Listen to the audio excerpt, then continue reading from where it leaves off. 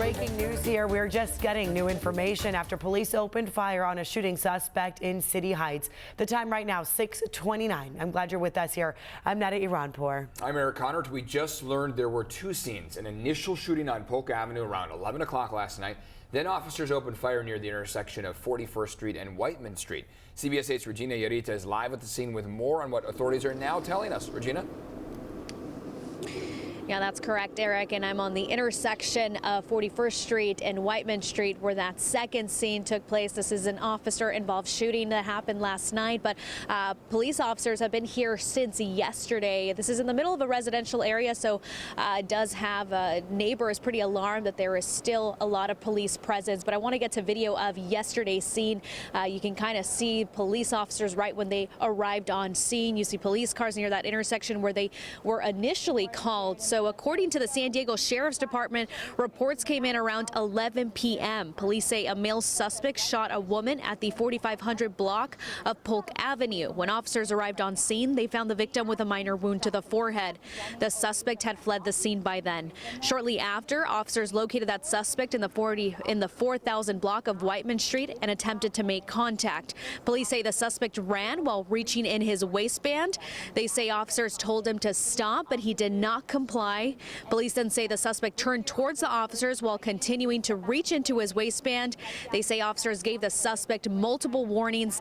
That's when 3 police officers opened fire. Police tell us they performed medical assistance until paramedics arrived and drove the suspect to the hospital. So as of right now, we don't know the status of the suspect's condition. We also don't know who the suspect is or who that victim is. Right now, the investigation has been turned over to the Sheriff's Department because this is an officer-involved shooting. That's usually what happens, but there is still a very heavy police presence in this area. So 41st Street is blocked off to 40th Street. So we'll try to keep you updated as more details come about this ongoing investigation. But for now, I'm live in City Heights. Regina Yarita, CBS 8. All right, Regina, thanks for the latest there. Stay with CBS 8 for updates on this breaking story and on air online as well. You can also download the free CBS 8 app and follow our social media pages. All right, let's get to our meteorologist, Evan Arani, tracking that rain, the timing, how much we're going to get. Oh, Yeah, bring it on. Questions that everyone has. Right. What will tomorrow end up looking like? Well, for today, we're holding on to the dry weather. Okay. Today is more of the transitionary day away from the dry weather and toward more moisture in the atmosphere. So you see how over the next 12 hours, we're going to really start to see those clouds increase. We start off the day with pretty much complete sunshine, and then those skies get a bit more cloudy. As we look toward your 4 different microclimates, temperatures are still going to be pretty warm inland, upper 70s out there. We start off the day with some cold temperatures today, and then the changes arrive. So here is that chance of wet weather jumping up to 81% for Wednesday, dropping down a bit for Thursday and Friday, and then climbing again for Saturday. In just a few minutes, we'll walk you through how much rain to expect and take a closer look at what that detailed forecast looks like. Back to you. Evan, thank you so much. And now, an East County truck driver making national news this morning. CNN airing his cell phone video of migrants crossing the border on his property near Jacumba. CBS 8's David Gottfredson talked with Brian Silvas about what he's seeing along our southern border. I do not condone this. Working as a truck driver in Lakeside and living near the border in Jacumba, Brian Silvas says he never expected to make national news. Where are you from? Honduras?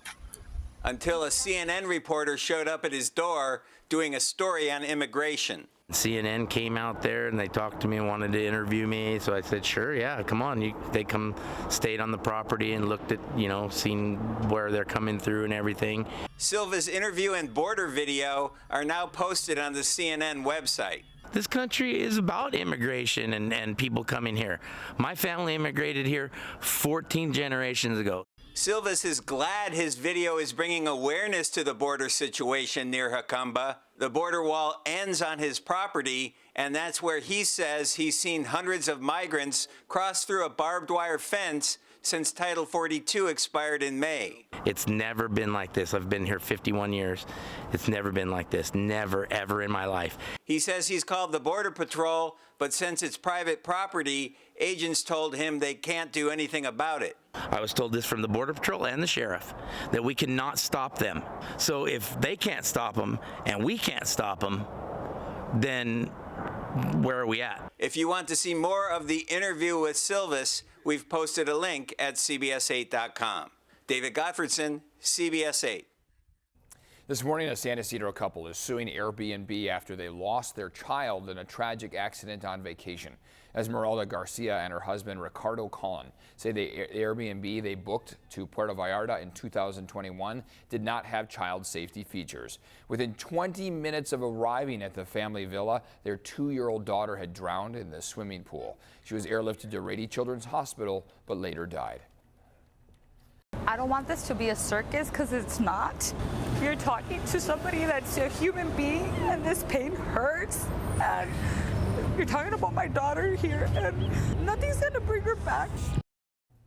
Airbnb responded saying their hearts go out to the family. They say the company hasn't been served with the lawsuit and that there were photos of the pool on the listing page. The listing is no longer active.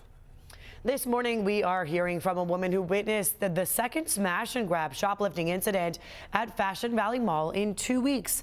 Cindy Henrique was at the Nordstrom Cafe at Fashion Valley Mall when she saw 5 people wearing black face masks walk into a Chanel boutique inside Nordstrom. There's the Chanel. She says they took handfuls of purses. You don't know if they're going to come out, people chasing them, they have weapons or whatever. It was just a couple minutes later, they all came running out. One of them actually dropped a purse, but they all had their hands full of purses, and then they went running towards a getaway car. Well, she claims police did not show up for hours. San Diego police told us there were 2 smash and grabs at this same Chanel store on November 3rd, another on the 8th. They tell us they're working to locate any witnesses. And this morning we are working for you to figure out what's going on with the old Kmart in Ramona. It closed back in 2020 during the pandemic and was sold to Ramona Station LLC in 2022. There's been proposals to move in a Marshall's, grocery outlet, PetSmart, and Five Below, but some people don't think that's the best use of this space. The thing I think we need is like another Kmart or Walmart or Target. Because, you know, a lot of people can't get down the hill like myself because I don't have a vehicle. PetSmart confirmed they have signed a lease but do not plan to open until 2026, so quite some time. It all depends on the county building permits. Well, you can now ice skate in Julian. The Julian Farm and Orchard just opened their first ever ice rink. They're using a synthetic and water-free ice substitute, which they say aligns with their commitment to sustainability. It's already open on weekends through December. Rain, snow, or shine. You have to make reservations, though, online. Meantime, the Rady Children's Hospital ice rink is about to open at Liberty Station. Opening day is this Thursday. I'm going to be out there all morning long, bringing you some of the fun reports out there and talking about why this is such a great cause. It'll be open daily through January 7th. And we want to invite you to Skate with 8 next Tuesday when our news team's going to be out there skating around, or attempting to for some of us. It's part of Rady Children's Light the Way campaign to make the season brighter for kids spending the holidays in the hospital. We're going to have more on this campaign coming up on the CW San Diego. Yay, Skate with 8 is coming soon. That to me is always like the feel for holidays. The holidays officially have arrived when we're skating. Transition. Yes, this is the promo last year where Evan fell on the ice and we helped him up. And hey, hopefully those wounds have healed, my friend. Well, I mean, I didn't get any practice in the last 11 Right, months. I was going to say. So we may be shooting the same promo. Exactly. Maybe, I mean, unless that one single session on the ice really, taught me everything I needed to know. Well, I guess we'll find out. We'll find out. Yeah, 6:38 here on the clock, and we are waking up to a gorgeous morning across San Diego County. It's Tuesday, but by Wednesday, we have the expectation of wet weather rolling back in. Our chance of rain jumps to 81% tomorrow and then drops down for Thursday and Friday. As those showers dwindle, we have a lot more breaks in the wet weather. We'll mainly just see drizzle to light rain for that stretch. And then our chance of more widespread accumulating rain builds for Saturday before dropping down by the beginning of next week. So it's a bit of a roller coaster ride that we're on, all thanks to this trough of low pressure. We'll pause this at 1 p.m. on Wednesday. You see all of that wet weather around San Diego. That's what we're expecting in terms of our rainfall tomorrow, about 1/10 of an inch up to 1/4 of an inch. We'll run this all the way through and pause this closer to Thursday. We see much less rain around San Diego as this trough essentially stalls right off the San Francisco coast. And then once it finally pushes east of us, as it makes that push from west to east, We'll watch as our showers increase. That's going to be on Saturday. So additional estimates, 1/2 inch to 3/4 of an inch. That's in addition to maybe the 1/4 of an inch that we could see tomorrow. So when all is said and done, most of these models rest right around 1 inch total from Wednesday all the way through Saturday. Winds are still offshore. They're going to shift back onshore during the day today, allow for cloud cover to build at times. So the beautiful view that we have out there, it's gorgeous. We're about 20 minutes out from that sunrise. We are going to start to see those clouds increase. I know there's not much out there now, but by the afternoon and the evening, it will set the stage for that wet weather to arrive. Sunset here is going to come at 4:48, but I mean, can't ask for a more gorgeous sunrise out there as we kick off our Tuesday. Let's check in on traffic at 6:40 on the clock right now. So far, your roads are pretty quiet out there. Looks like we just had one crash that popped up. Let me head over to the computer and see what is the problem that we're seeing across, looks to be right around the 8 or so. So let's get a closer look at that area as volume begins to pick up. We're seeing plenty of congestion as you look on the 805 and the 15 for starters. And then if you look off toward the 8, we've got a crash at College Avenue. This is at College Avenue and Montezuma Road. So it looks like it's right off of the freeway there, off of the 8.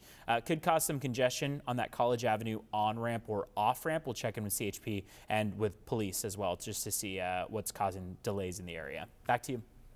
Coming up, the popular website you may want to avoid while holiday shopping. And do you use Zelle? Why you may be getting some money back. Judy Fredono wanted Ricochet the Surf Dog's memory to live on. How a world-renowned sculptor wants to make that happen right here at Dog Beach, coming up in the Zevely Zone.